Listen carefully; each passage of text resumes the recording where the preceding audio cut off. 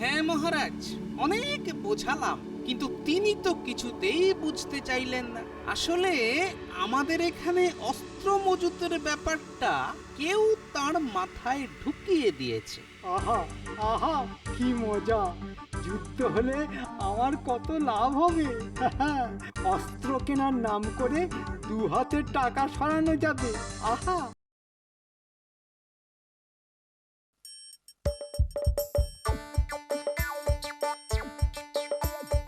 আসছে গোপাল, যাচ্ছে গোপাল, ভাবছে গোপাল, হাসছে গোপাল, আসছে গোপাল, যাচ্ছে গোপাল, ভাবছে গোপাল, হাসছে গোপাল।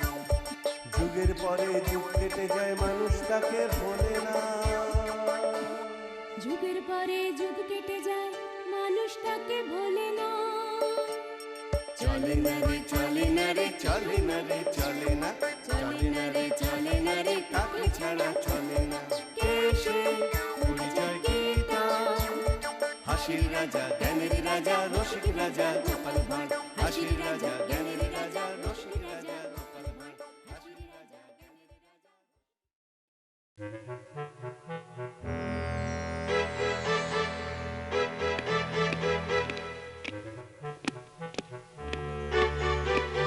সেলাম জাহাপানা। কি ব্যাপার উজির, আমার বিশ্রামের সময় তোমার আগমন কেন? কোনো বিশেষ খবর আছে বলে মনে হচ্ছে। অত্যন্ত গুরুতর একটা খবর নবাব সাহেব। এই এই এই মাত্র এক ঘোড়সওয়ার এসে একটা পত্র দিয়ে গেল।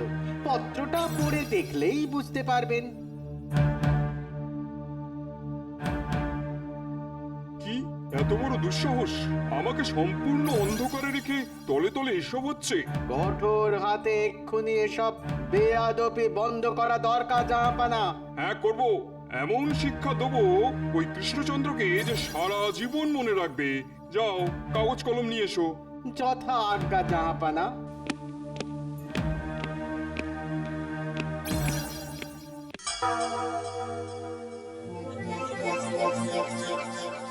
কি ব্যাপার, সকলকে আজ তাড়াতাড়ি রাজসভায় আসতে বলে মহারাজের নিজেরই এত দেরি? তাই তো দেখছি এখনো যে বাজলো না রাজসভার দুয়ারের ভেরি।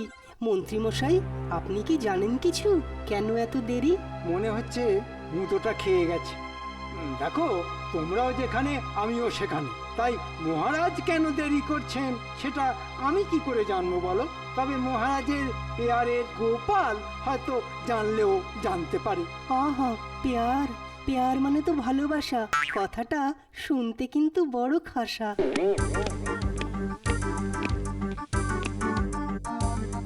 কি ব্যাপার মহারাজ, আজ সভায় আসতে এত দেরি? তারপর আপনাকে বেশ চিন্তিত দেখাচ্ছে। কি হয়েছে মহারাজ? জুতোটা ভালো মতনই খেয়েছে বলে মনে হচ্ছে। কি হুম মহারাজ, কি হুম? মুর্শিদাবাদের নবাব আমাদের কৃষ্ণনগরের বিরুদ্ধে যুদ্ধ ঘোষণা করেছেন। সে কি? কেন? কেউ বা কারা নবাবকে জানিয়েছে যে আমরা নাকি কৃষ্ণনগরে প্রচুর বেআইনি অস্ত্রশস্ত্র মজুত করেছি, আর সেই অপরাধের জন্য নবাব আমাদের কৃষ্ণনগর আক্রমণ করার পরিকল্পনা করেছেন। তা এই কথাটা আপনি জানলেন কি করে? এই যে তাঁর পত্র, আজ সকালে তাঁর বিশেষ দূত এসে আমার হাতে দিয়ে গেছে। বেআইনি অস্ত্রশস্ত্র মজুত করেছি আমরা? আচ্ছা মহারাজ, মুর্শিদাবাদের ওই নবাব কি পাগল নাকি? হ্যাঁ, এত চিন্তা করবেন না মহারাজ, আক্রমণ করতে দিন। দেখিয়ে দিতে হবে যে যুদ্ধ করতে আমরাও কম যাই না। বাজে কথা ছাড়ুন তো, খুব তো ওই যুদ্ধ যুদ্ধ করে লাফাচ্ছেন। বলি, যুদ্ধটা হবে কি দিয়ে? আমাদের না আছে তেমন সৈন্য সামন্ত, আর না আছে ওই পর্যাপ্ত অস্ত্রশস্ত্র। সেটাই তো চিন্তার। আচ্ছা মহারাজ, আমাদের এখানে বেআইনি অস্ত্রশস্ত্র মজুতের ব্যাপারে কে তাকে জানিয়েছে চিঠিতে, সেটা কি লিখেছেন? না, সে ব্যাপারে কিছু লেখেননি। কেন অবান্তর কথা বলছো গোপাল? তিনি সারা বাংলার নবাব। হ্যাঁ, তিনি কেন জানাতে যাবেন যে কোথা থেকে জেনেছেন? এসব আলোচনা ছেড়ে বরং আমাদের সীমিত ক্ষমতা নিয়ে যুদ্ধে আমরা কিভাবে টক্কর দেব সেই কথা ভাবো। টক্কর দেবেন। ঢাল নেই, তলোয়ার নেই, নিধিরাম সর্দার। বলি নবাবের ওই বিশাল সেনাবাহিনীর সাথে টক্করটা দেবে কে শুনি? আপনি? আমি কেন দেব? তুমি আছো কি করতে? শুধু মাসে মাসে কাঁড়ি কাঁড়ি টাকা মাইনে খেতে? আহ, কি হচ্ছে কি? এই বিপদের দিনে নিজেদের মধ্যে তর্কাতর্কি বন্ধ করো। সকলে মিলে ঠান্ডা মাথায় ভেবে একটা পথ বের করো না। মহারাজ, আমি একবার মুর্শিদাবাদ যাব। মুর্শিদাবাদ?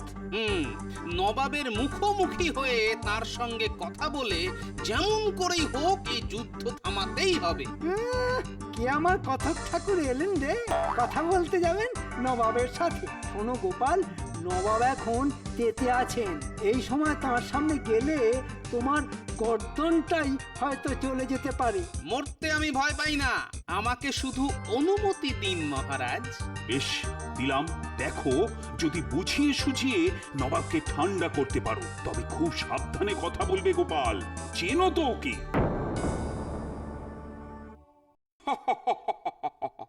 দেখো দেখো উজির, আমার যুদ্ধের হুঙ্কার চিঠি পেয়ে কৃষ্ণচন্দ্র কি ভীষণ রকম ভয় পেয়ে গেছে দেখো। পত্রপাঠ টেকো গোপালকে আমার কাছে দূত হিসেবে পাঠিয়ে দিয়েছে। হ্যাঁ, কি ভয়, কি ভয়! ভয় ভয় তো পাবেই জাহাপানা। আপনি কি আর যে সে আদমি? হ্যাঁ, আপনি হলেন तमाम বঙ্গের মালিক। তা গোপাল চন্দ্র, বলো বলো বলো, কি বলতে এসেছো? জাহাপনা, আপনার কাছে জানতে এসেছি যে ওই অমন একটা চিঠি আপনি কেন লিখলেন। বিশ্বাস করুন, কোন রকম বেআইনি অস্ত্রশস্ত্রই আমরা মজুত করিনি। মজুদ করনি? কিন্তু আমার কাছে যে পাকা খবর আছে। এমন একটা উদ্ভট খবর আপনাকে কে দিয়েছে? তবে এই কথা কিন্তু ডাহা মিথ্যে। মিথ্যে কথা? বদতমিজ, তোমার এত সাহস, তুমি আমাকে মিথ্যেবাদী বলো? দেখেছেন মহারাজ কৃষ্ণচন্দ্রের লোকেদের সাহসটা কি রকম বেড়েছে? দেখেছেন? পারবে না? অনেক অস্ত্র যে এখন ওদের হাতে। ঘুচিয়ে দেবো সব লপচপানি না, একেবারে ঘুচিয়ে দেবো। মার্জনা করবেন হুজুর, আমি কিন্তু আপনাকে মিথ্যেবাদী বলিনি। তাহলে কাকে বললে? না, বললাম যে খবরটা দিয়েছে সে কিন্তু সত্যি কথা বলেনি জাহাপনা। ঠিক আছে ঠিক আছে, আমার মুখের কথা আপনার বিশ্বাস না হলে লোক পাঠান কৃষ্ণনগরে, সে গিয়ে নিজের চোখে দেখে আসুক কোনো বেআইনি অস্ত্র আমরা মজুত করেছি কি করিনি। আমার বয়ে গেছে লোক পাঠিয়ে খোঁজ নিতে, কারণ যে আমাকে এই খবর দিয়েছে সে আমার বিশ্বস্ত। তুমি বা তোমার মহারাজের মতন জোচ্চর নয়। যাও কৃষ্ণনগরে গিয়ে তোমার মহারাজকে বলে দাও যে সে যেন যুদ্ধের জন্য প্রস্তুত থাকে। কারণ আগামী সপ্তাহতেই জাহাপানা সৈন্য নিয়ে তোমাদের রাজ্যের উদ্দেশ্যে রওনা দেবেন। আহা, যুদ্ধ যুদ্ধ, কতদিন পর আবার যুদ্ধ। এবার ঘচাঘচ করে কাটবো মাথা। কৃষ্ণচন্দ্রকে তার সিংহাসন থেকে টেনে মাটিতে নামাবো আমি। কি সাহস আমার চোখে ধুলো দিয়ে অস্ত্র শস্ত্র মজুত করা! তাহলে আপনি যুদ্ধ করবেনই? এই, তুমি কি কালা নাকি? হ্যাঁ, কানে শুনতে পাও না? যাও দূর হয়ে যাও এখান থেকে। হুজুরের চোখের সামনে থেকে দূর হয়ে যাও এক্ষুনি। সে না হয় যাচ্ছি, তবে যাবার আগে একটা কথা বলে যাই। যতই যুদ্ধ যুদ্ধ করে লাফান না কেন, যুদ্ধে কিন্তু নবাব বাহাদুরকে ওই চোখের জলে নাকের জলে হয়ে ফিরে আসতে হবে। কি এত বড় কথা? আমাকে চোখের জলে নাকের জলে হয়ে ফিরে আসতে হবে? এই, এক্ষুনি এই বেয়াদবটার গর্দান নিয়ে নাও। সেটা আপনি পারেন না জাহাপনা, কারণ আমি আজ আপনার কাছে দূত হয়ে এসেছি। আর রাজধর্ম অনুসারে দূত কিন্তু অবদ্ধ, তাকে মারা কিংবা বন্দি করা যায় না। যদি করেন তাহলে বুঝতে হবে যে আপনি রাজধর্ম পালন করতে ভুলে গেছেন। হ্যাঁ হ্যাঁ হ্যাঁ, যাও যাও যাও, আমাকে আর বেশি রাজধর্ম শেখাতে এসো না। তাহলে গর্দান নিয়েই আমি ফিরে যাই। হ্যাঁ হ্যাঁ, এই মুহূর্তে দূর হয়ে যাও আমার চোখের সামনে থেকে। তবে সব উত্তর পাবে যুদ্ধের ময়দানে। আর মারুদ হলে যুদ্ধক্ষেত্র থেকে পালিয়ে যেও না, বুঝলে? পালাবো কেন জাহাপানা? ওই মালা চন্দন নিয়ে আমি আপনার প্রতীক্ষায় থাকবো। কি বলছো কি গোপাল? নবাব তাহলে যুদ্ধ করবেনি? হ্যাঁ মহারাজ, অনেক বোঝালাম, কিন্তু তিনি তো কিছুতেই বুঝতে চাইলেন না। আসলে আমাদের এখানে অস্ত্র মজুতের ব্যাপারটা কেউ তার মাথায় ঢুকিয়ে দিয়েছে। আহা আহা, কি মজা! যুদ্ধ হলে আমার কত লাভ হবে! অস্ত্র কেনার নাম করে 2 হাতের টাকা সরানো যাবে। আহা আহা, ভাবলেই যেন মনের ভেতরটা আনন্দে গুড়গুড় করে উঠছে। তাহলে আর কি, সকলে যুদ্ধের জন্য প্রস্তুত হও। তারপর সবই মা ভবানীর ইচ্ছে। সেনাপতি, বলুন মহারাজ। যুদ্ধের জন্য যে কটা অস্ত্র না কিনলেই নয়, তার একটা ফর্দ তৈরি করে ফেলো। ও নিয়ে আপনি কোনো চিন্তা করবেন না মহারাজ, আমি আছি কি করতে।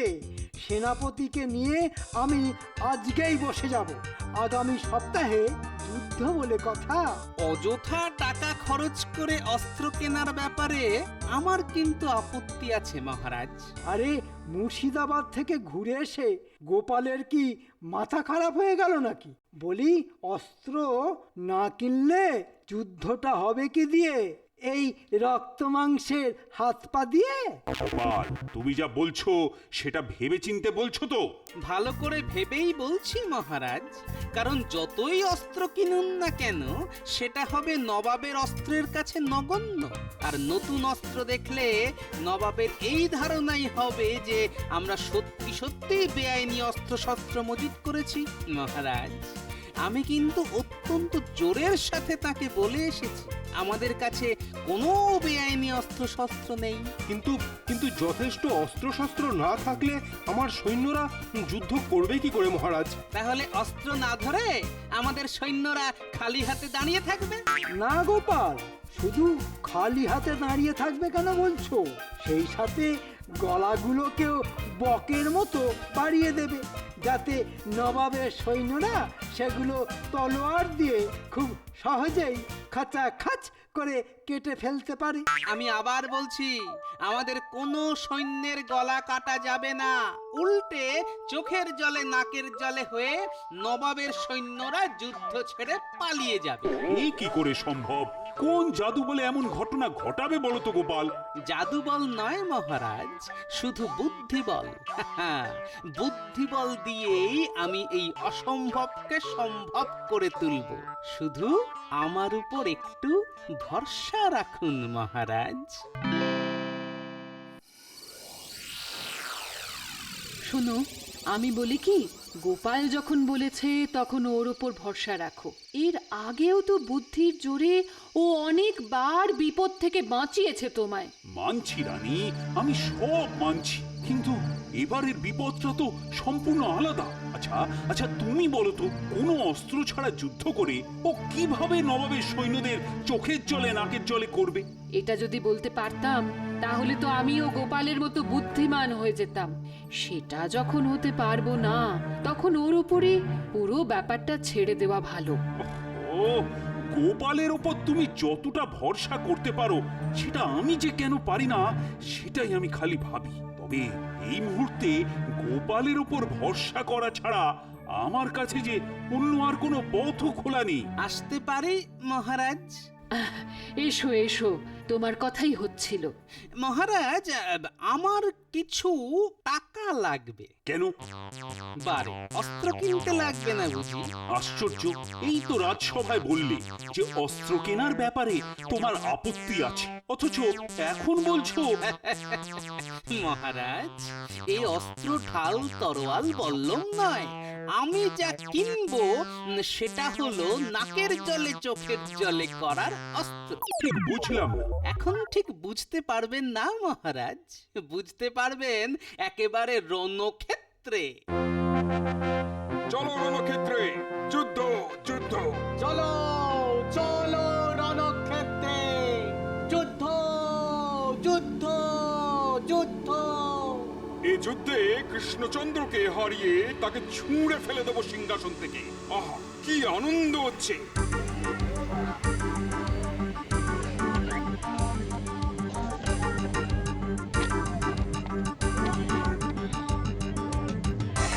গোপাল দাদা, এতগুলো বস্তা দিয়ে কি করবে?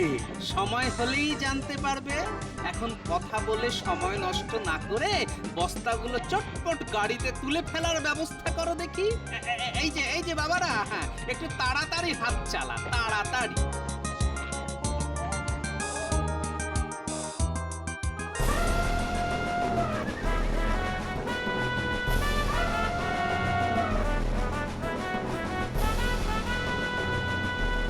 যা বললাম মনে থাকবে তো? কাপড় দিয়ে প্রত্যেকে নিজেদের নাক মুখ ভালো করে বেঁধে নেবে, আর আমি বলা মাত্র মশালের আগুনে বস্তাগুলোকে আচ্ছা করে আগুন ধরিয়ে দেবে। ব্যাস, তাহলেই কেল্লা ফতে। সত্যি গোপাল, তোমার বুদ্ধির জুড়ি মেলা ভার। তাহলে যেমন বলেছি তেমন ভাবে বস্তাগুলো নিয়ে সকলে রাজপ্রাসাদের সামনে দাঁড়িয়ে পড়ো। আমি বলে রাখছি মহারাজ, গোপালের কথায় চলে আপনি কিন্তু মহা বিপদে পড়বেন। এর থেকে এখনো সময় আছে। নবাবের হাতে পায়ে ধরে সবকিছু মিটিয়ে নিন মহারাজ, সবকিছু মিটিয়ে নিন। না, নবাবের হাতে পায়ে ধরে সবকিছু মিটিয়ে নেওয়ার থেকে আমাদের মৃত্যুও ভালো।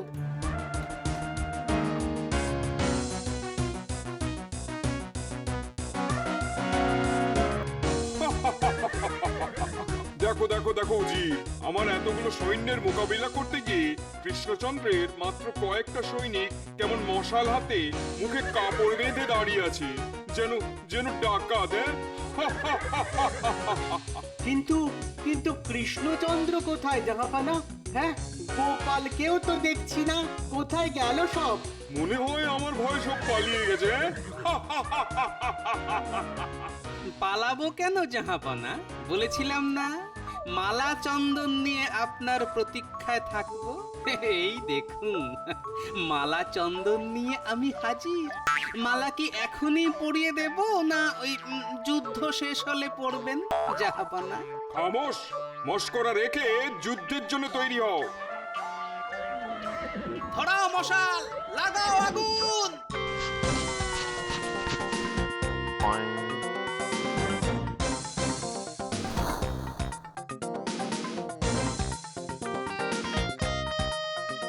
আরে, বস্তাগুলোতে আগুন ধরাচ্ছে কেন? কি আছে ওর মধ্যে? বারুদ?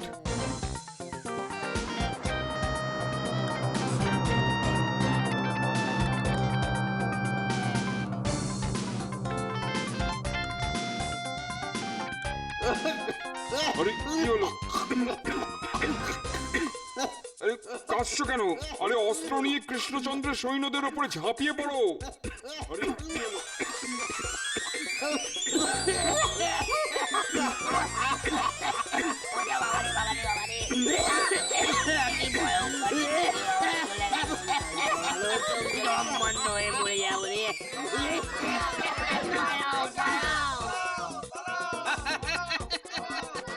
পালাচ্ছে পালাচ্ছে, সব নাকের জলে চোখের জলে হয়ে পালাচ্ছে।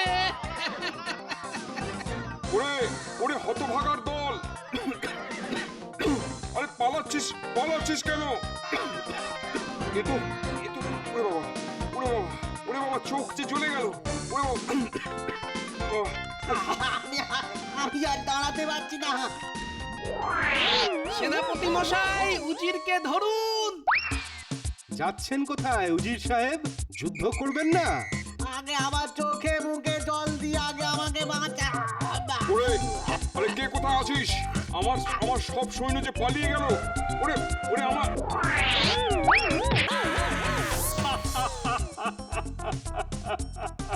একেই বলে বুদ্ধি। হাতে কোনো অস্ত্র না ধরেই গোপাল কেমন নবাবকে চোখের জলে নাকের জলে করে ছাড়ছে। আমি বলেছিলাম না, গোপাল এত সহজে ছেড়ে দেবার পাত্র নয়। ওরে বাবা, গোপাল যা বললো তাই তো করে দেখালো, এখন আমার কি হবে? বলেছিলাম না জাহাপানা, মালা চন্দন নিয়ে হাজির থাকবো। আমি কিন্তু আমার কথা রেখেছি। আমার সৈন্যরা তো সব পালালো, তা আমাকে কি বন্দি করবে না মেরে ফেলবে? বালাই শাহ, আপনি হচ্ছেন নবাব, আপনাকে কি বন্দি করে বেয়াদপে দেখাতে পারি? চলুন চলুন, নির্ভয়ে প্রাসাদের ভেতর চলুন। মহারাজ আপনার প্রতীক্ষায় আছেন। আসুন উজির সাহেব।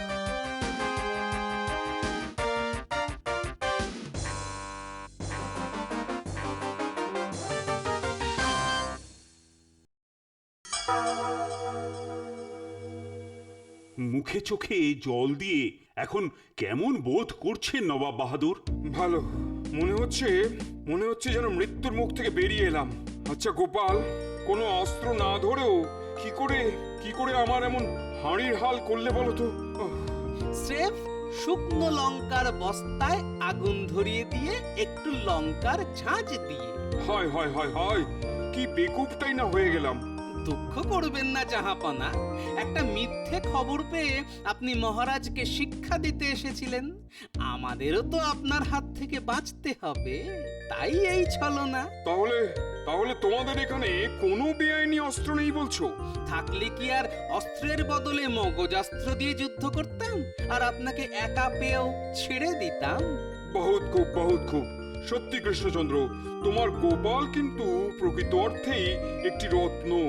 উজির, আগে জাহাপানা, কৃষ্ণনগরে বেআইনি অস্ত্র মজুতের ব্যাপারে কে তোমাকে খবর দিয়েছিল? খেয়েছে রে। কে আবার? ওই কৃষ্ণচন্দ্রের মন্ত্রী তো।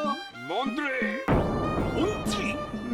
না মানে আমি ভুল করে ফেলেছি মহারাজ।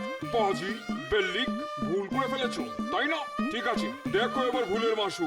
উজির, নিয়ে চলো একে মুর্শিদাবাদে। নিয়ে যান, এখানে রেখে গেলে ওকে আমি জ্যান্ত চিবিয়ে খাবো।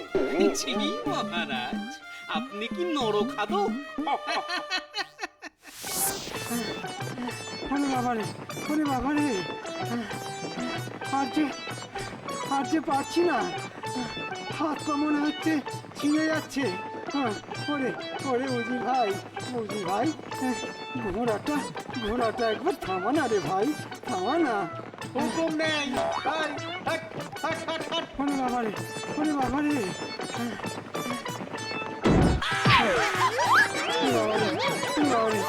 গোপাল বাঁচাও, গোপাল বাঁচাও।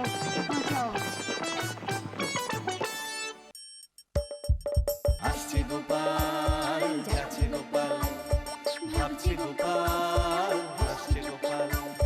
যুগের পরে যুগ কেটে যায়, মানুষ তাকে ভোলে না। যুগের পরে যুগ কেটে যায়, মানুষ তাকে ভোলে না। চলে না রে চলে না রে চলে না রে চলে না, চলে না রে চলে না রে তাকে ছাড়া চলে না। কে সে? পরিচয় কি তার? হাসির রাজা, জ্ঞানের রাজা, রসিক রাজা গোপাল ভাঁড়। হাসির রাজা, জ্ঞানের রাজা, রসিক রাজা।